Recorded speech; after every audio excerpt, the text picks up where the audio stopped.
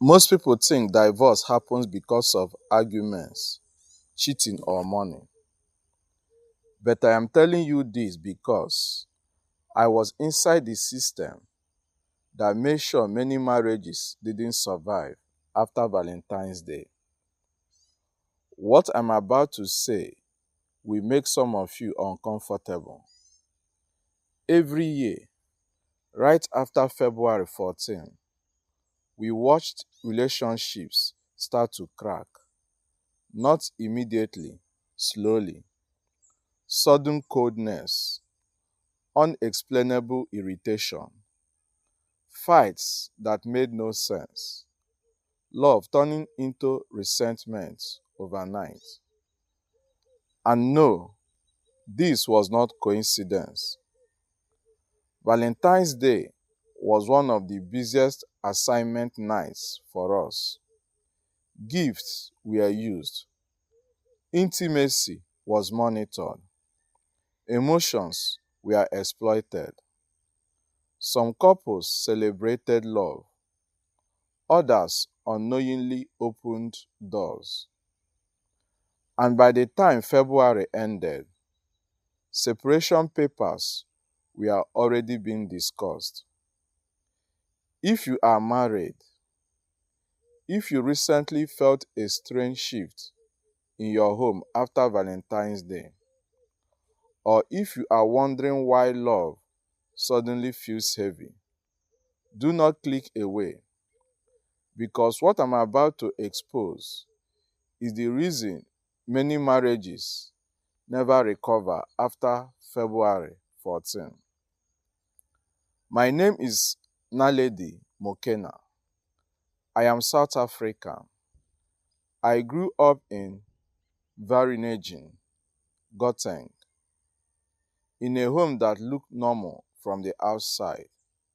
Two parents, church on Sundays, laughter when visitors came. But there was nothing normal about the bloodline I was born into. My grandmother was not called a witch openly. In our community, they called her a woman who sees far. People came to her at night, not during the day. They never greeted her loudly. They never asked questions. By the time I was 17, I already knew that love, especially marital love, was one of the easiest things to destroy. Not because couples are weak, but because love carries spiritual permissions when mishandled. That is why February 14 was never a joke to us. I did not join through drums or candles. I joined through obedience. After matric, I moved to Johannesburg to stay with my aunt in Dikloof, Soweto. She attended a prayer group during the day and hosted different meetings at night. The first time I heard the phrase Valentine oppression was not dramatic. It was said casually. Couples are open that night, one of the older women said, emotionally, physically, spiritually. They taught us something simple but dangerous. When affection is heightened and discernment is low, access becomes easy. That sentence alone ruined many homes. People think witchcraft works by force. No. The most successful attacks use permission without awareness. Valentine's Day provided heightened emotions, sexual intimacy without prayer, gifts exchanged without discernment, memories steered from past lovers, comparison. Why isn't my spouse like this? We didn't attack everyone.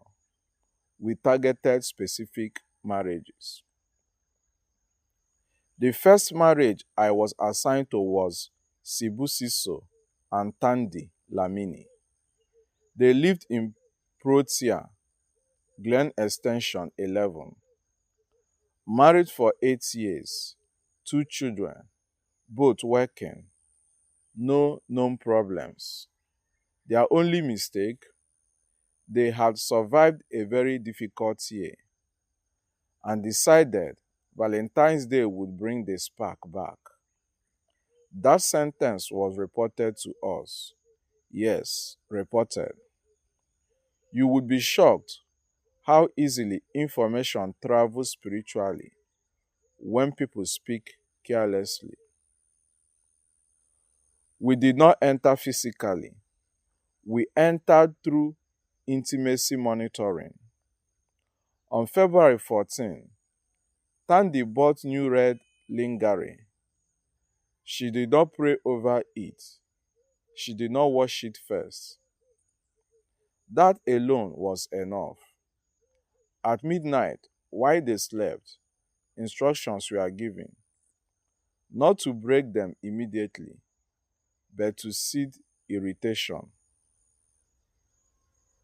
3 days after Valentine's Day, Tandy began feeling unreasonable irritated by Sibusiso's voice. Small jokes sounded like insults. Touch felt uncomfortable. Dreams began.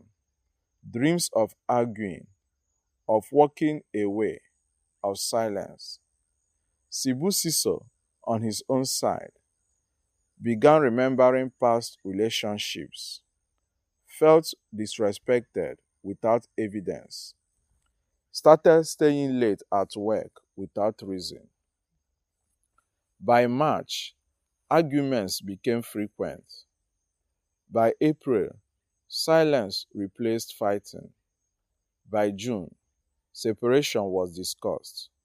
No adultery, no abuse, just coldness.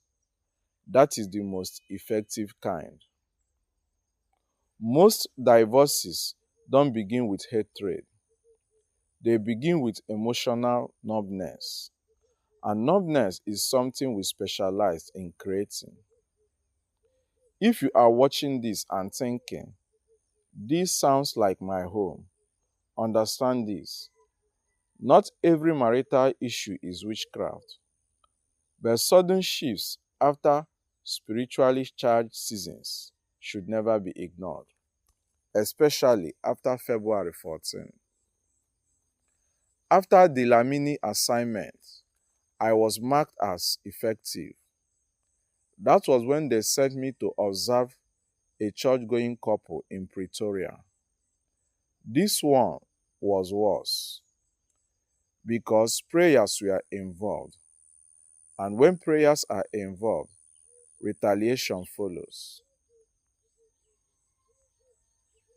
When people hear witchcraft attack, they imagine shouting, chaos, nightmares. That is not how we worked on praying couples. Praying couples were dangerous, so we didn't confront them. We divided their focus. Their names were Pastor Cabello M. and his wife, Lerato. They lived in Montana Park, Pretoria. Married for 12 years, 3 children. Morning prayers, night prayers, fasting at the beginning of every month. From the outside, this marriage looked untouchable. That is why it was selected. Strong marriages send strong spiritual cover, one of the elders said. We weaken the cover, not the people. Pastor Cabello preached against sexual compromise, emotional affairs, celebrations without discernment.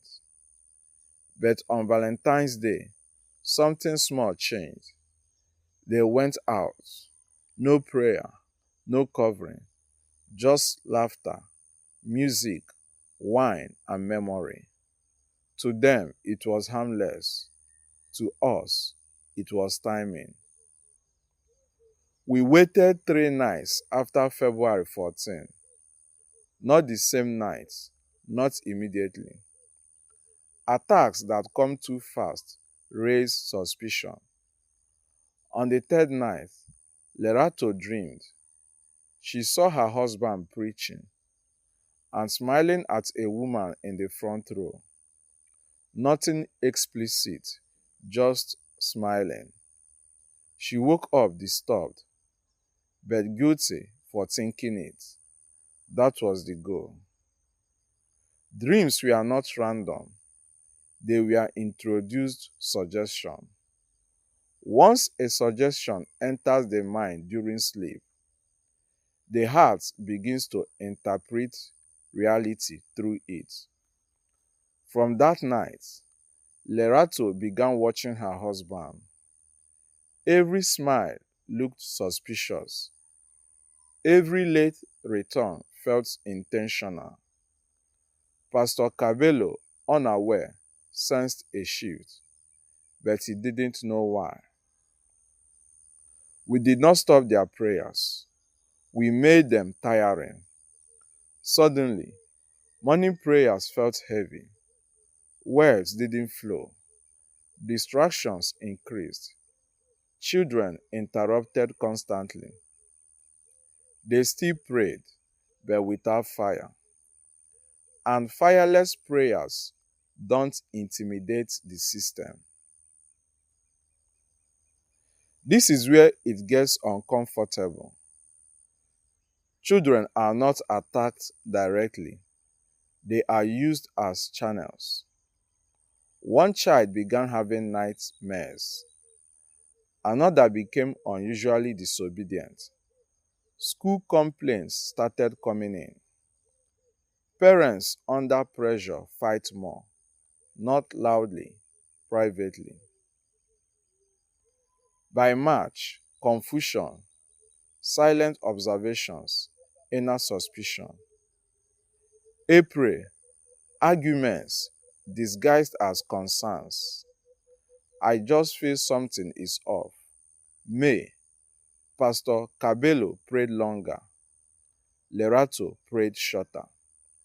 June, bedroom intimacy reduced, not by decision, but discomfort. July, spiritual authority weakened. At that point, the marriage was open. We never made one spouse look like the enemy. We made them look like the problem.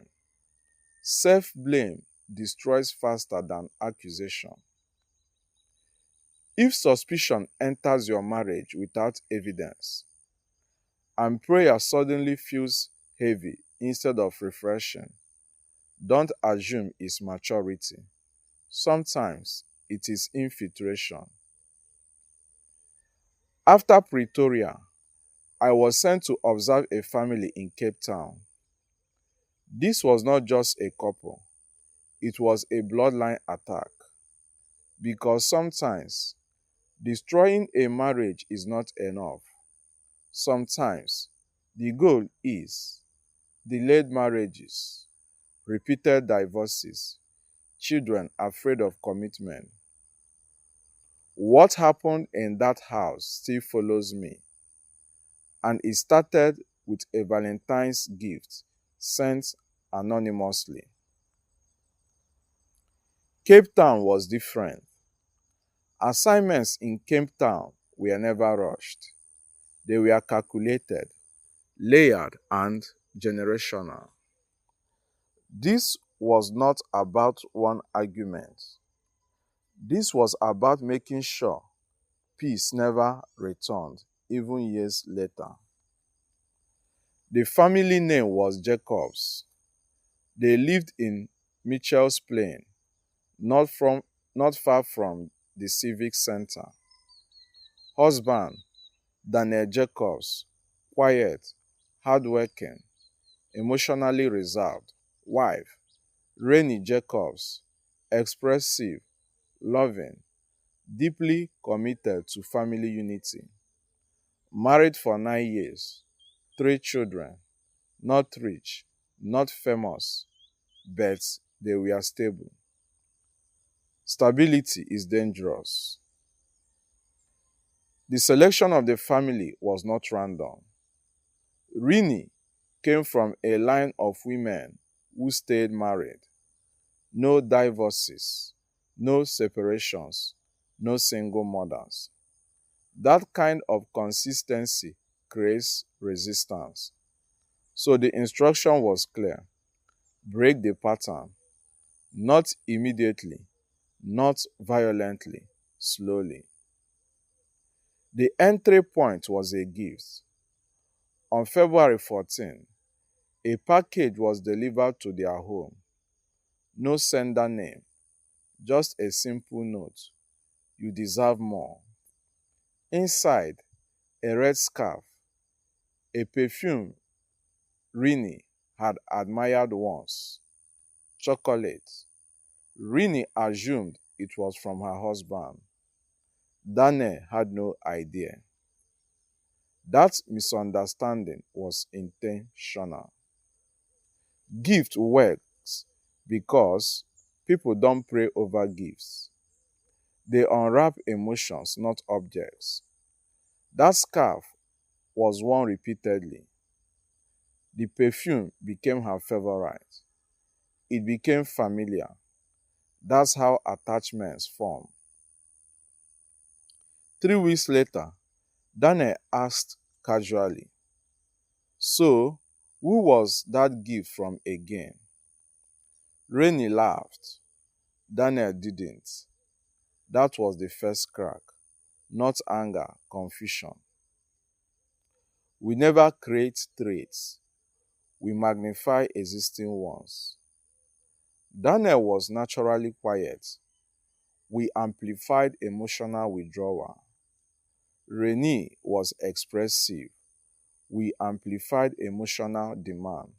Soon, his silence felt like rejection. Her emotions felt like pressure. Both felt misunderstood. By May, arguments were frequent. By June, voices were raised. By July, neighbors heard shouting. One night, police were called. No arrests, no charges. But something irreversible happened. A record was created. From that moment, fear entered the home. Children learned instability. Trust never fully returned. The children stopped sleeping properly. One began bedwetting. Another developed anxiety. The eldest stopped talking in school. Parents blamed each other. That's how guilt multiplies. They did not divorce immediately. They tried counseling. They tried church. They tried holidays. But the emotional atmosphere had changed. By the time separation happened, everyone said, "It's been bad for a long time." That was the lie. It had been influenced, not bad. The children grew up believing marriage is unsafe. Love always turns volatile. Silence means danger. That belief outlives parents. That's how patterns are planted. After the Jacob's assignment, something broke in me because I realized something. We were not ending marriages, we were rewriting futures. And Valentine's Day was only the door, not the destination. If a single season changed your home permanently, ask yourself, what entered quietly that was never confronted spiritually? Because not every damage is loud. Some arrive wrapped as love. After Cape Town, I was sent outside South Africa to Ghana. That assignment involved a respected family, financial pressure, public humiliation, and a separation that shocked an entire church community. That one was deliberate, and by then I was already afraid. By the time I was sent to Ghana, I was no longer new. I had seen marriages fracture. I had watched children change. I had learned how quiet destruction works.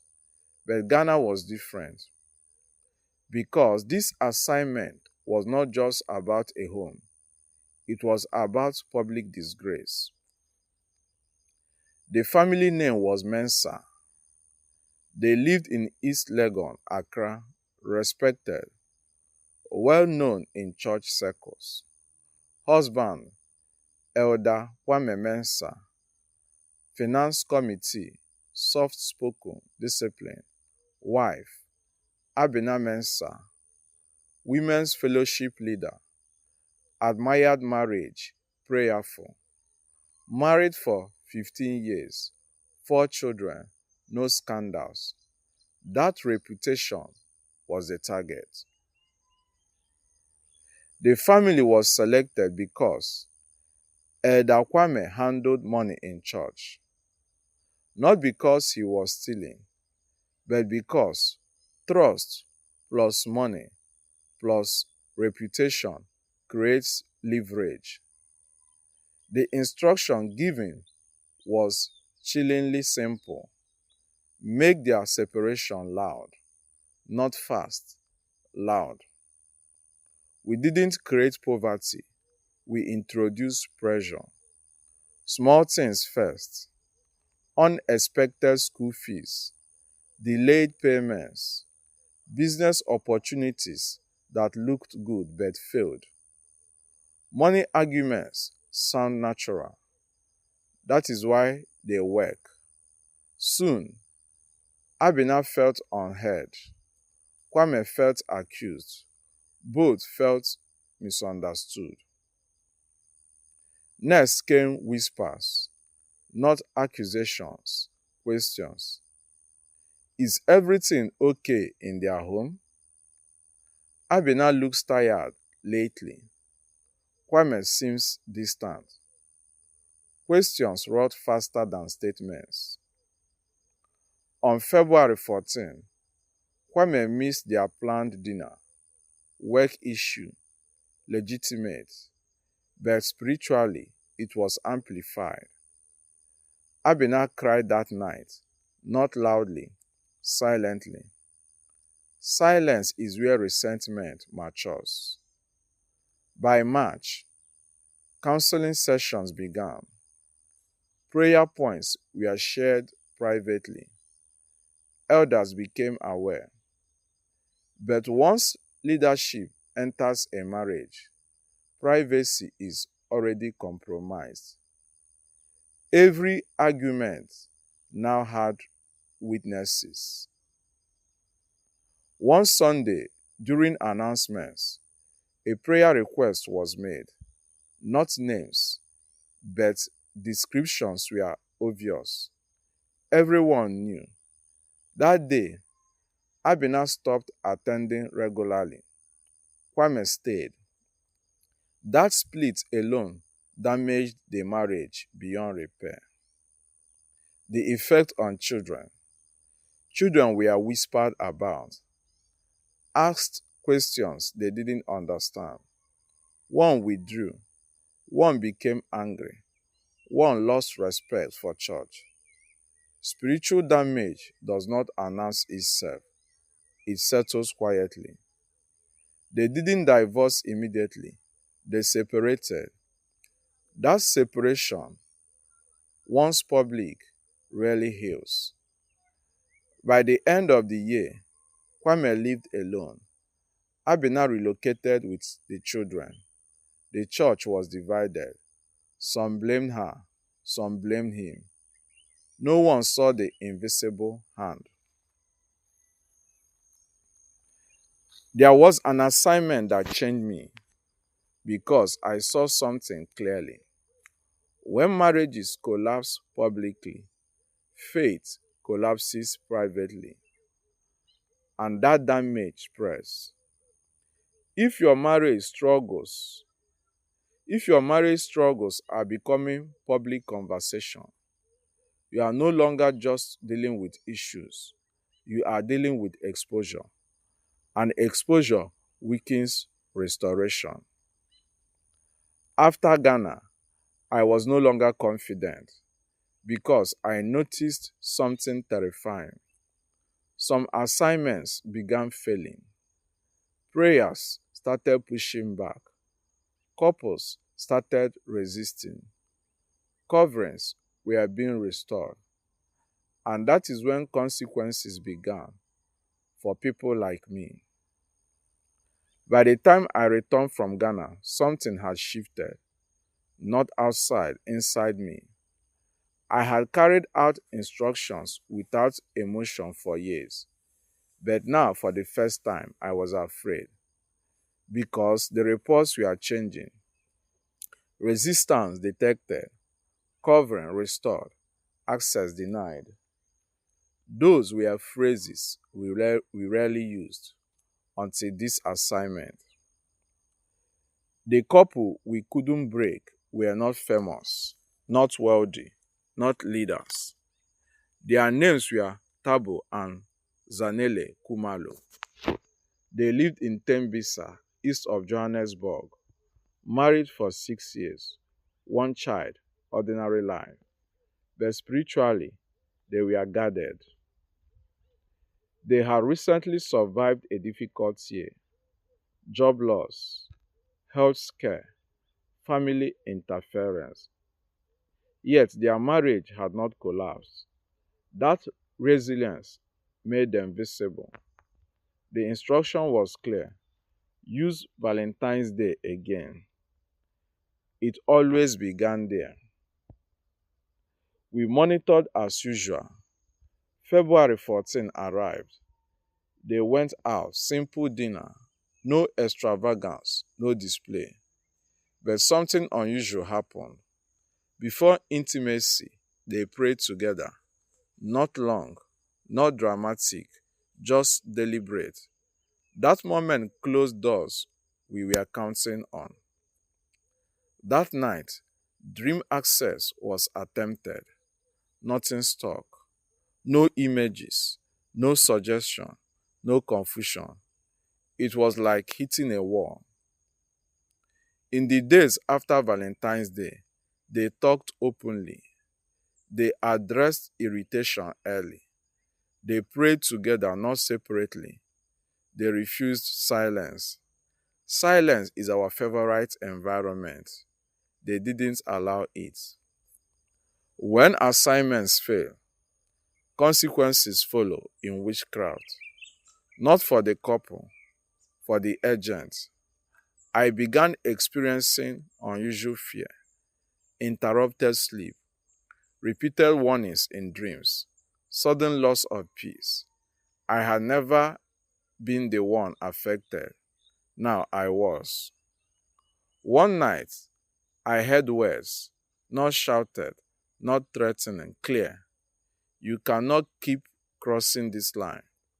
That night, I knew I was done.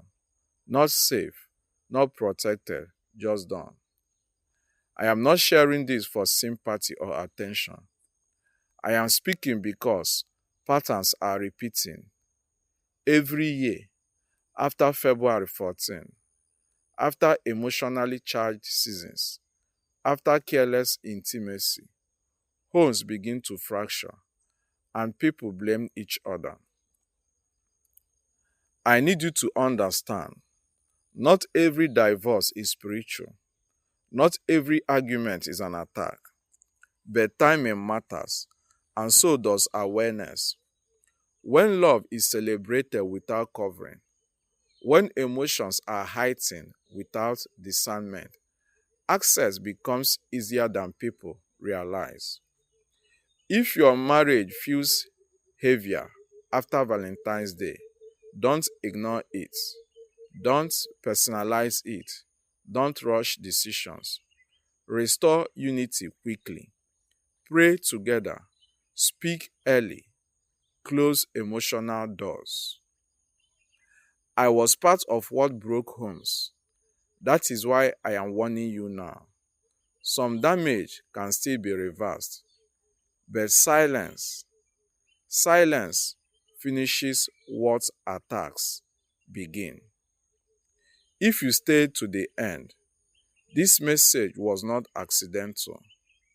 Protect what you have and don't wait until February 14 has passed to start guarding your home.